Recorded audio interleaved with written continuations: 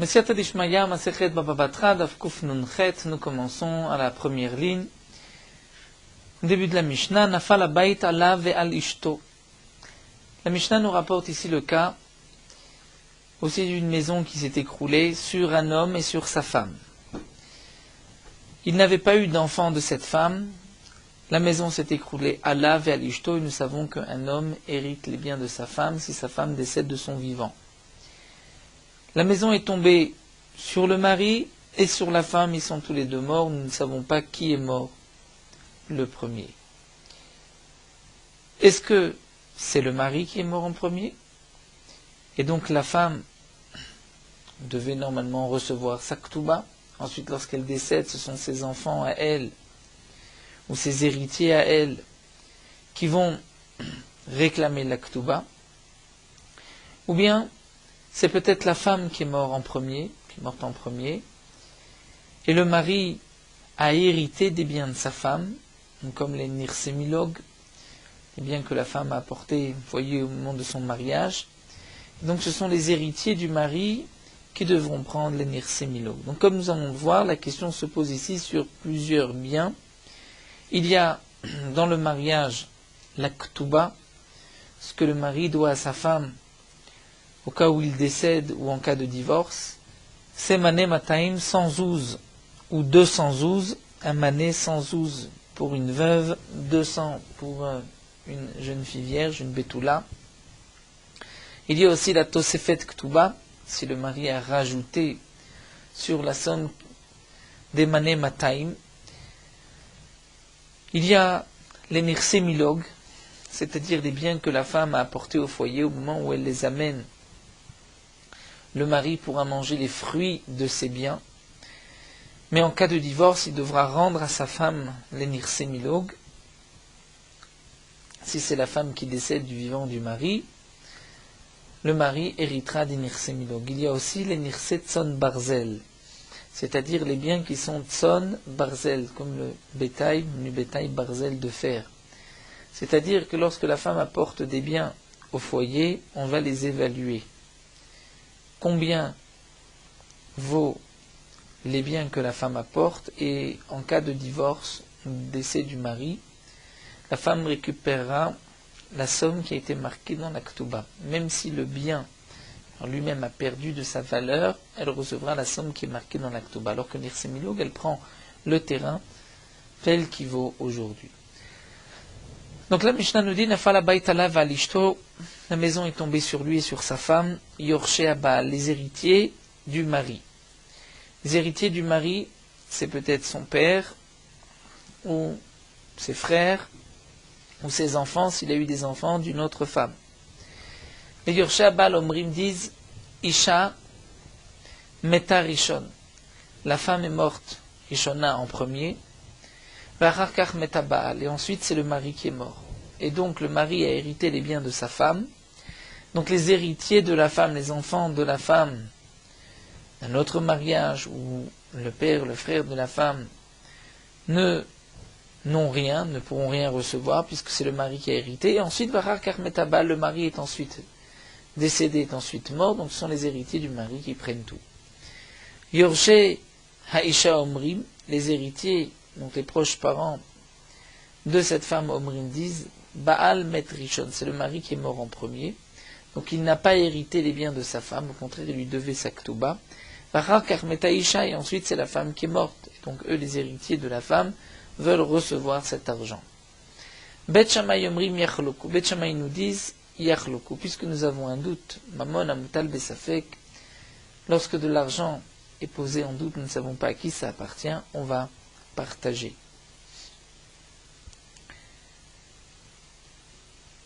Le Rashbam nous rapporte que dans Masechet Yebamot, la Gemara nous dit que la machloket entre Bet Shammai et Bet Hillel, ce n'est pas sur la ktouba.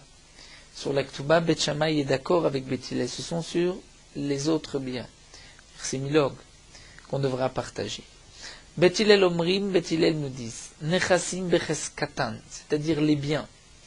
Et comme nous explique le Rashbam, Nechassim, c'est-à-dire il s'agit des biens Nirsetson Barzel, c'est-à-dire les biens qui ont été évalués.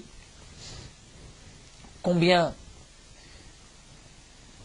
de combien était la valeur de ces biens au moment du mariage, on a marqué dans la Ketouba que le mari est responsable, quoi qu'il arrive à ces biens, il devra donner cette somme.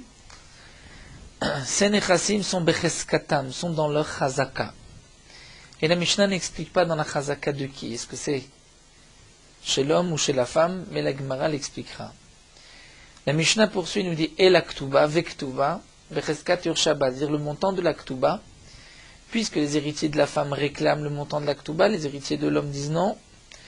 Elle est morte avant, elle n'a pas droit à une Ketouba. Donc la Ketouba, becheskat yurshabal, puisque cet argent se trouvait encore chez le mari, c'est dans la Chazaka, une présomption des Yorshé Baal, des héritiers du mari, puisque c'est les héritiers de la femme qui veulent faire sortir cet argent. Donc puisqu'il y a un doute, à eux d'apporter une preuve.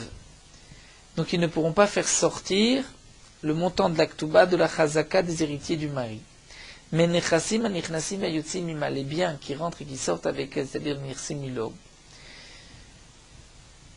dont le mari n'a pas de responsabilité, c'est-à-dire si le bien perd de sa valeur, la femme prendra le bien tel qu'il vaut aujourd'hui.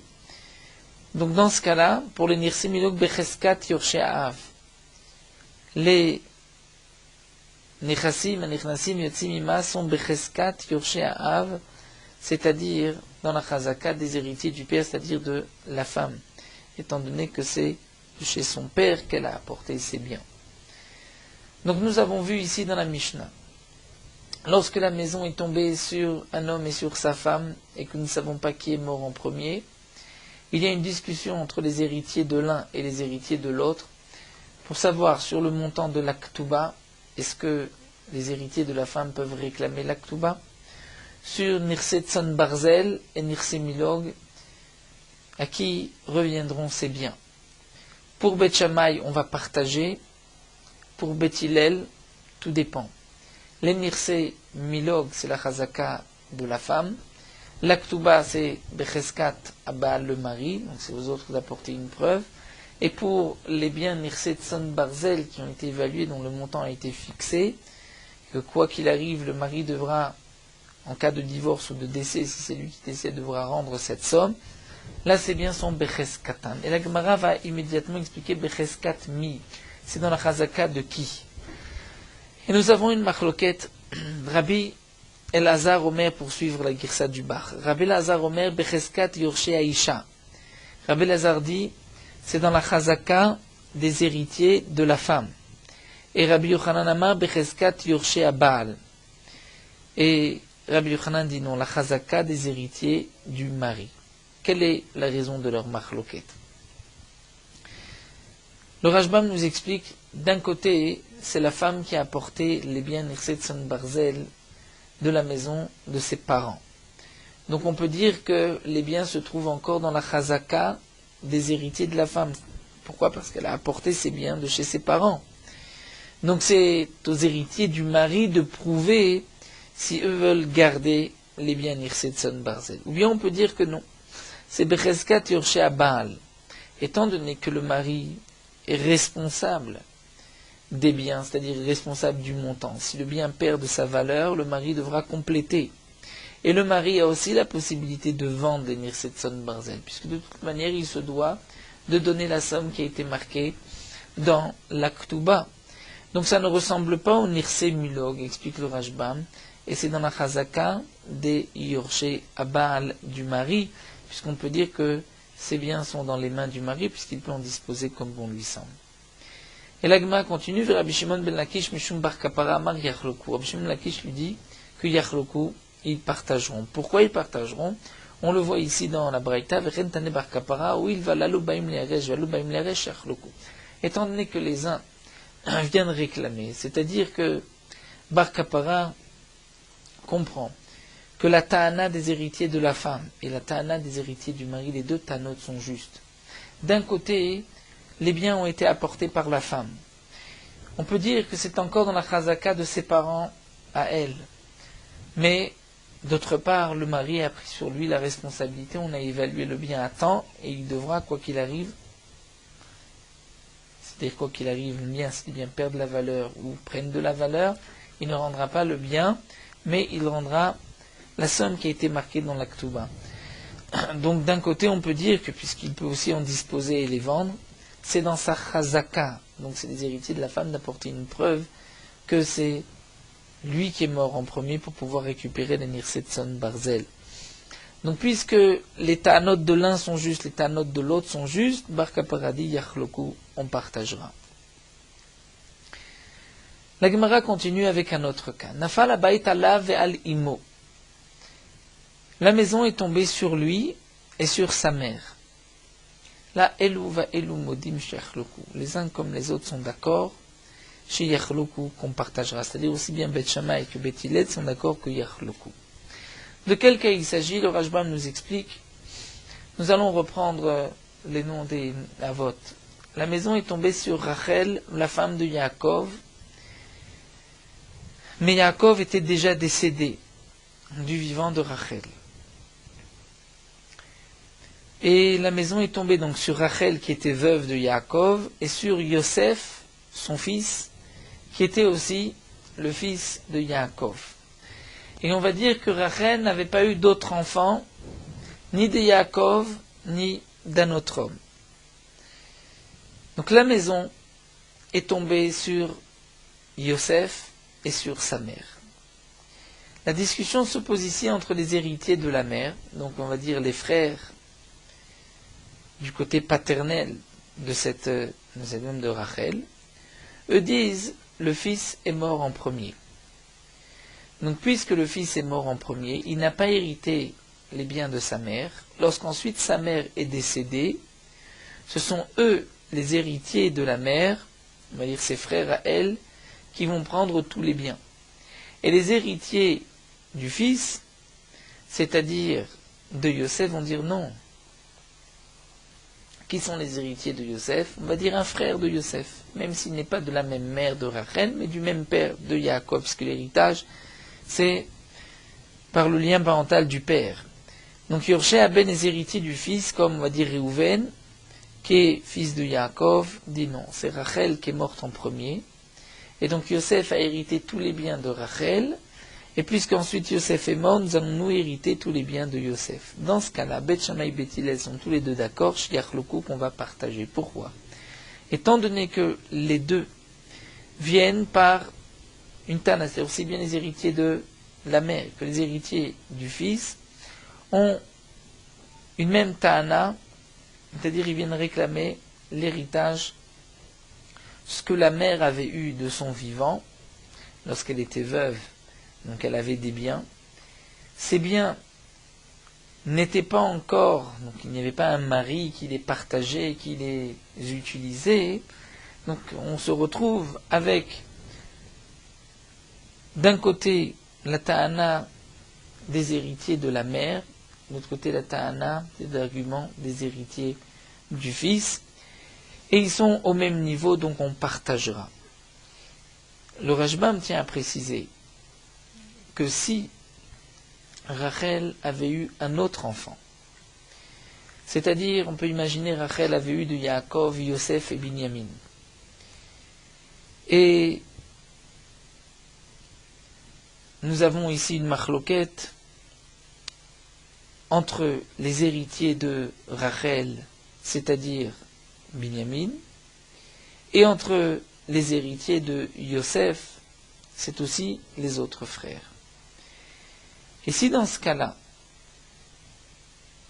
on ne savait pas qui était mort en premier, est-ce que c'est la mère ou Yosef? Donc on va dire, si c'est la mère, donc Yosef a hérité une part des biens de la mère, puisqu'il y a un autre fils Binyamin, donc il n'avait hérité que la moitié. Ensuite, lorsque lui décède, il y a une part de ses biens qui vont être partagés entre Binyamin, on va dire, n'est pas son frère du même père. Donc Réhouven est l'héritier de Yosef, il veut prendre la moitié des biens de la mère de Yosef, c'est-à-dire de Rachel. Mais nous avons Binyamin qui va dire non, c'est Yosef qui est mort en premier, il n'a pas hérité les biens de sa mère.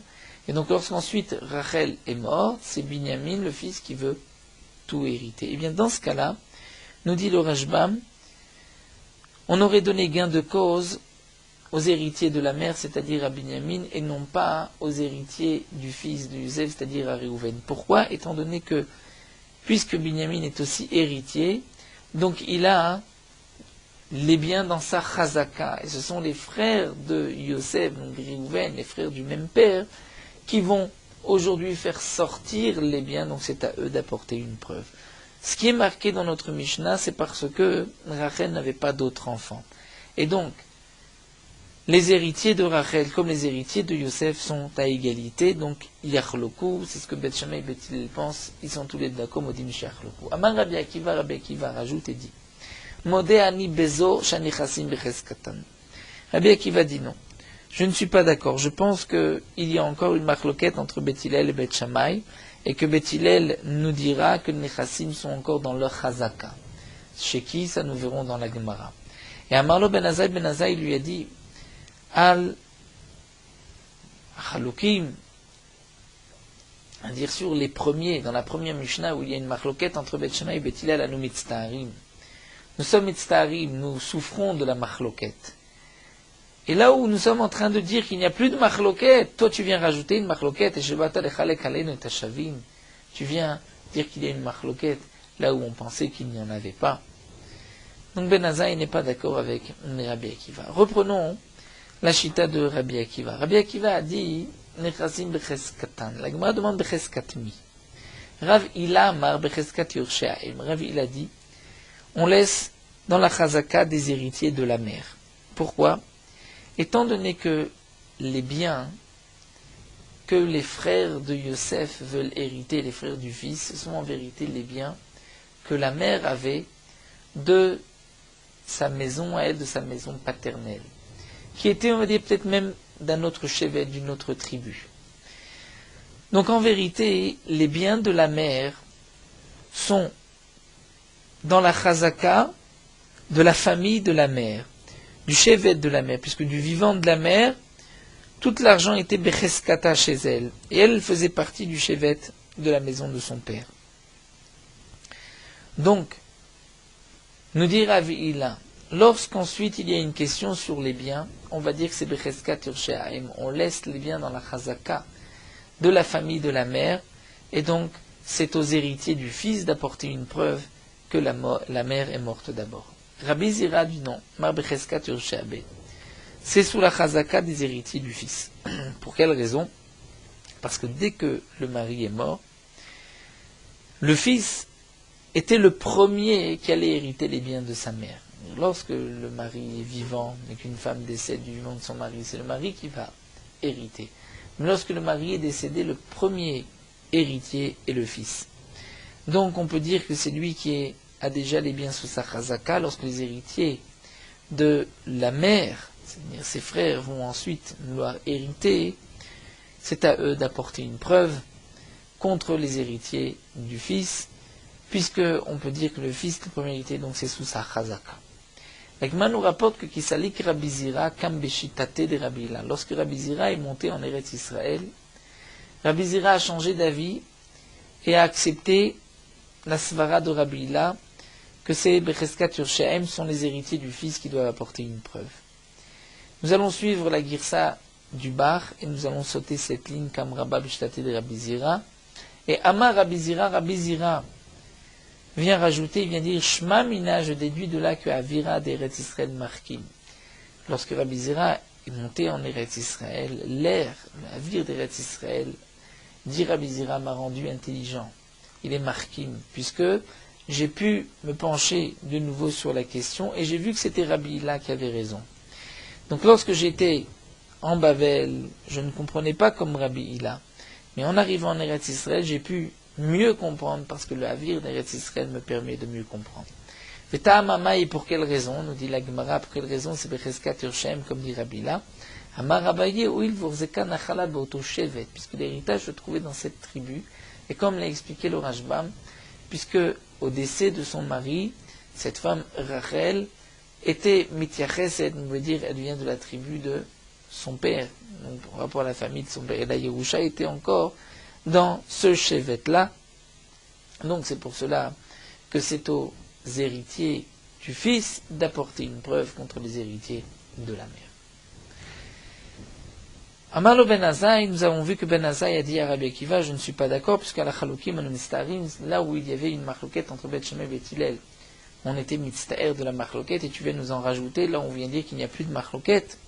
Amar Rabbi Samlaï nous dit Hada Amra, c'est-à-dire Hada Amra, de là nous voyons Hada Amra, Azot Meret, Ben Azaï Talmid Chaver de Rabbi Akiva. Ben Azaï était un élève de Rabbi Akiva.